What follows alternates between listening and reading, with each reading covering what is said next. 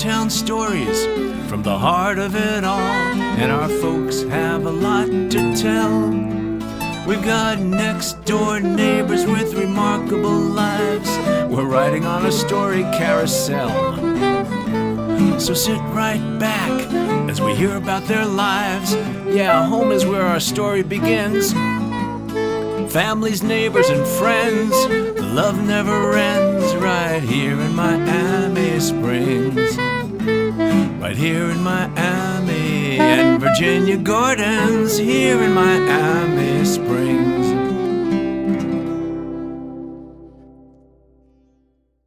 Hi, I'm Buzz Fleischman, resident of Miami Springs, and we're sitting in the living room of the Glenn Curtis Mansion here in Miami Springs. Historic Miami Springs, I may say. And the purpose of Hometown Stories is to let you know who your neighbors and friends are. A little more than just their name and where they live, but a little background so we all get together more as a community. And today on Hometown Stories, we're entertaining Joan Cavalier. Joan and her husband, Joan Cavalier, Jr., as ex-mayor of Miami Springs long-term, and his dad was the mayor of Miami Springs as well. So you have a long history, and you're involved in the city as well. Yes. Your family's got a long history of involvement here in Miami Springs. So let me ask, you were brought up in New York. Right. Yeah, very different from Miami. Oh, yeah. I'd say. My family lived there. I had 3 siblings, 3 brothers. I lived in the Bronx, New York, in apartments. We didn't have a lot of money, but my father took good care of us, and we moved to Yonkers later because the apartment was getting small for my little brother that was just born. And then from Yonkers, and I went to a private school. In those days, you know, things were a little rough, maybe, and my dad was very protective. Pretty bad on the pocketbook, you might say, but Yeah. back to later on in my age. But anyway, then we moved to Long Island, and Long Island, out of the Catholic school system, I went into a public school, and I used to, the teacher walk in the room, and I would stand at attention, and everybody would laugh.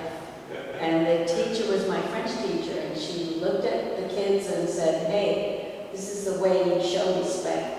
She was taught how to show respect, and they appreciated that later on. So I made a lot of friends. It was a good experience for me to compare the two. Then I met John when I was in a Catholic college, and my brother going to the Merchant Marine Academy in Kings Point, having known John through his company. John was a leader, company leader, and Bob used to say, "I want you to meet my sister." So John said, "Sure, sure." So this was a setup. This is a setup. I said, "I don't need this, Bob. I can get a date." So anyway, Bob persisted and gave John a picture, and then finally we got him to be my date for a dance. So that's how we met. And I was a junior then, and John was graduating from the Merchant Marine Academy. And then he moved back down to Miami, but we knew that we were in love, and I was supposed to teach in New York City. But we got married after I graduated, and then we headed down to Miami. The weather was warmer here, and John's family was here. So And this was the early 1960s. 62. And then from there, we rented apartments, and finally John found a house. Only $17,000 was not a bad deal on Quail Avenue at that time. And then we raised 2 children and a little dog, Peppy, who was a dachshund. We had fun with him. And I took classes in art. You were going to ask me about my art experience. Right, because you minored in art. Yeah. In college. Right, but was going to teach at elementary school, which I did for a while, and then my children came, and I opted to part-time. So, but I did not forget the art. I went to take little classes in the Miami Springs High School in the night, and classes at the Women's Club, all through the school system, which unfortunately don't give too many anymore for seniors, but I wish they would. But back into this teach art on Tuesdays at the Miami Springs Women's Club anyway. We teach the seniors or anybody that wants to partake in on watercolor, oil, and all that type of thing. So I'm happy doing my art. But you're still very involved in Miami Springs with the Women's Club and the Senior Center. And so what day of the week? We teach art on Tuesdays, At the Women's 10 o'clock at the Women's Club. We've continued this tradition for many, many, many years. The Old Time Women's Club in 1950s and 40s, they were having art. The Women's Club was originally the only library in town. People don't know that we were a library, the only library. That's right, and the building and the land was donated by Lena Curtis, the founder's wife.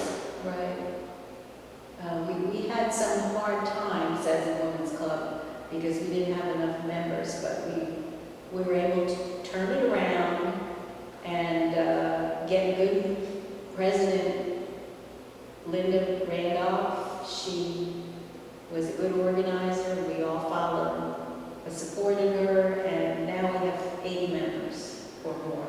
And now this year is 2019. We're in May of 2019. Linda Randolph is the president. We just had an installation for new members, and for the 2019-2020, a year coming up, talked about that and what we would do. I also am a member of the Women's Club. I'm an honorary woman, proud to be an honorary woman. You don't look like a woman. But No, we have a couple of male members. We're Yeah. happy. We all have the same ideas. We want to help people do things. We do so many good things. You know, and Joan, that's one of the things about Miami Springs that I just love is because every organization here, be the Lions, the Women's Club, the Rotary, or any of the organizations, the kids' organizations in the high school as well, everybody wants to give back and make this community special. And they've all got different areas that they work in. So our community is really, we're very focused on each other and our neighborhoods, and that's why it's such a great place to live. I couldn't imagine living anywhere else, having been in South Florida. I know. But it's a great town. What's the best thing you like about this town? Oh, I love that we love trees and nature and that part, because I love nature and I love painting trees and I love the Everglades and all that. But I live in Miami Springs, which is very convenient. And when I'm getting old, as I am starting to get old, I can go to the senior center and I can get a lunch and I can meet the old neighbors down the street, you know, and this one is sick and that one's in the hospital. You connect with all your people. You network with all your members that you would not know necessarily. They're in their houses, they stay in their house, but no, this is a place where you get out and they take care of you. I mean, how many places are like this? It's very special. Yeah. And we're going to be building a new senior center as well. I don't know that they'll call it the senior center, but it's a more multi-generational, multi-purpose building that is going up on that site. Glad that we're moving forward here. You know, as you know, you've gone through the years where we went from the old gym, the community center, to the new community center now. So the old community center was there for a long time, but it was starting to show its age, and that's when the city decided, and with Mayor Billy Bain as well, kind of behind it as well, they decided to seek funds and build the new community center, which we have now. So that plus the sports programs that are in Miami Springs as well. The tennis team is doing well. I used to play tennis. The track above at the rec center, we still call it the rec center. I can't help say that term. Well, we still call it Joe Robbie Stadium. Oh, right. So yeah. But it's, I don't think enough people are taking advantage of the track. It's air conditioned. You walk around. In the summer, you're missing the boat if you don't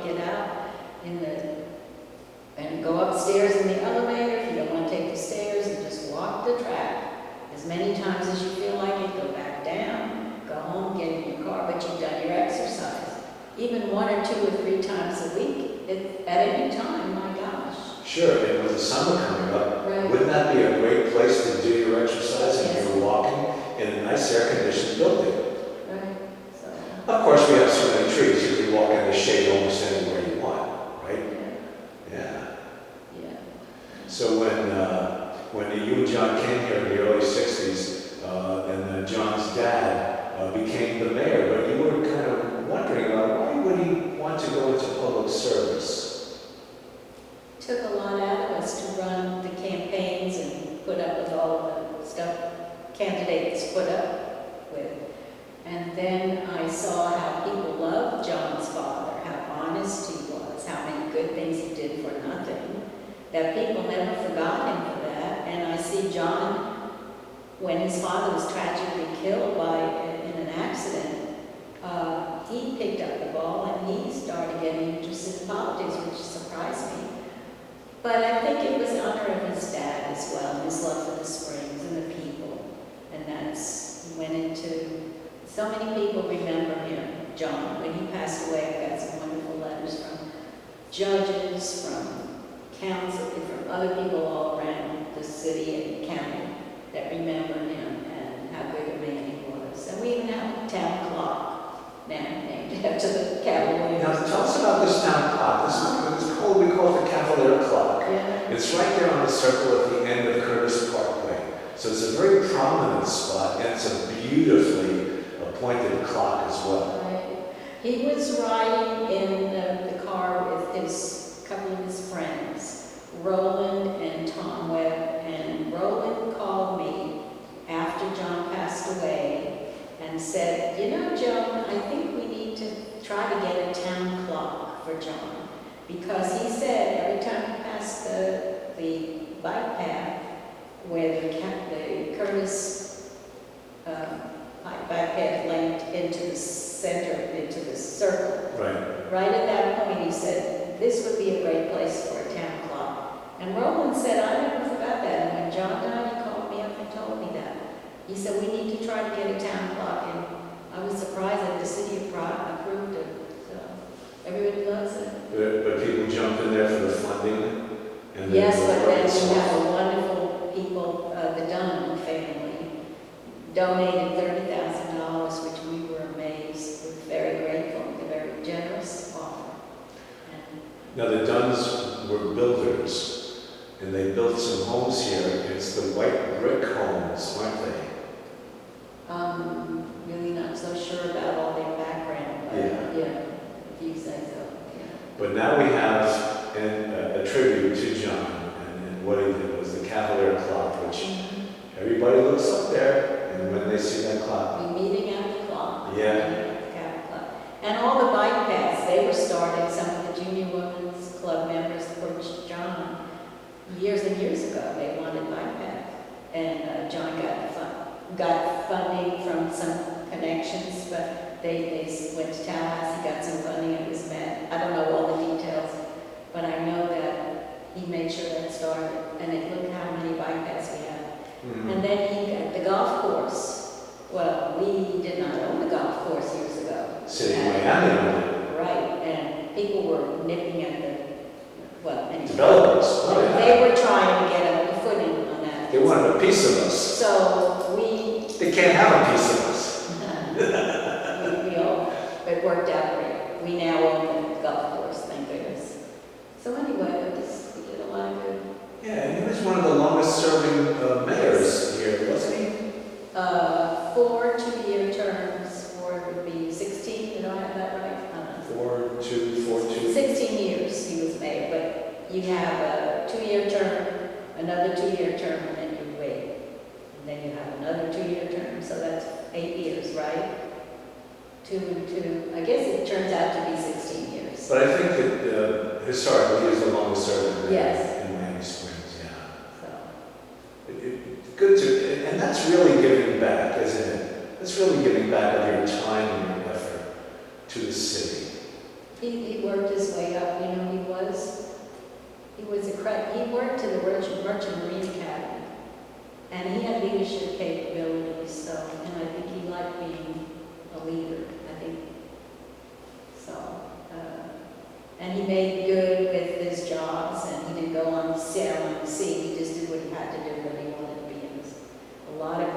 you get married to guys that are on this ocean, forget it, that's not a good thing. That would not have been good, would it? I wouldn't like that too. No.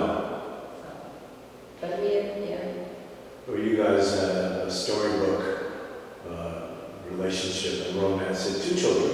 2 children. Christine is in Boston area, working at Tufts University, and Jack, we call him Jack, he's John III. He has 2 young boys, which are the apples of our eyes. We just love him. And I'm going to go see them in a couple of weeks, and they turned out to be great. And we're very proud of our children. So. That's wonderful. Yeah. Would they ever think of moving into Miami Springs with the grandkids? Because we have a history of families, when kids grow up, they go away to school, they move away, but a lot of them come back to Miami Springs because it's such a special community.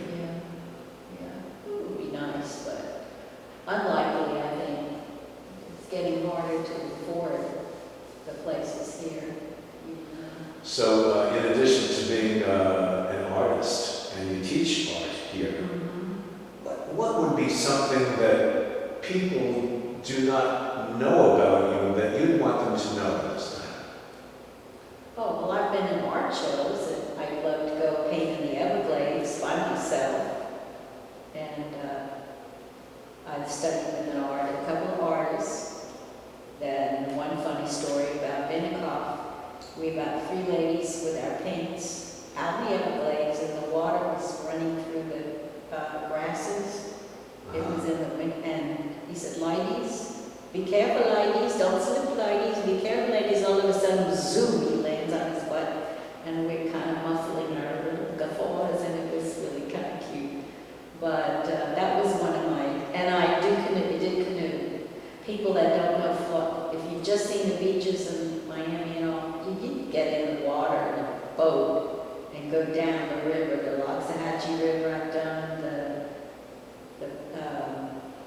Turner River with a few friends. Yeah, it's nice. It's a wonderful thing. It's part of Florida.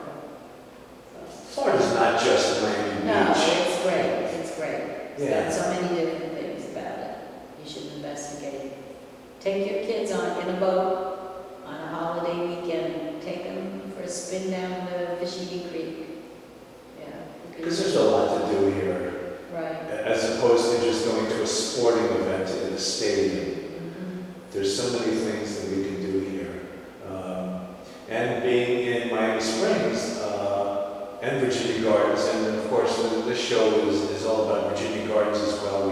We will have other people here with us from Virginia Gardens, who used to be a part of Miami Springs, but then they kind of broke away. We still talk to them. They're wonderful people. We love them. Yes. So,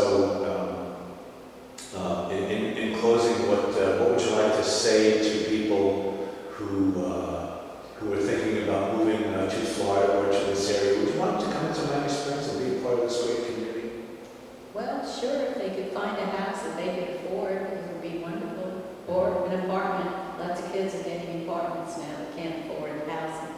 But it's got a lot of amenities, and it's quiet. This is a quiet little triangle in the middle of Dade County. As soon as I come off the 36th Street and I turn on into Virginia Gardens, I say, "Oh, thank you, God, I'm safe now." I'm home. I'm home in my little bird sanctuary, Tree City. Yeah. With its great neighborhoods. And that's what this is. This is a little kiss to Miami Springs and Virginia Gardens. And so, Joan Cavalier, thank you so much for It's a pleasure. being on the show here today. And so now we have another living memory that will help us to formulate why we love to live here so much here in Miami Springs. Thank you, everybody, for watching. I'm Buzz Fleischman, a resident. We'll see you next time on Hometown Stories. Families, neighbors, and friends, the love never ends right here in Miami Springs. Right here in Miami and Virginia Gordon's here in Miami Springs.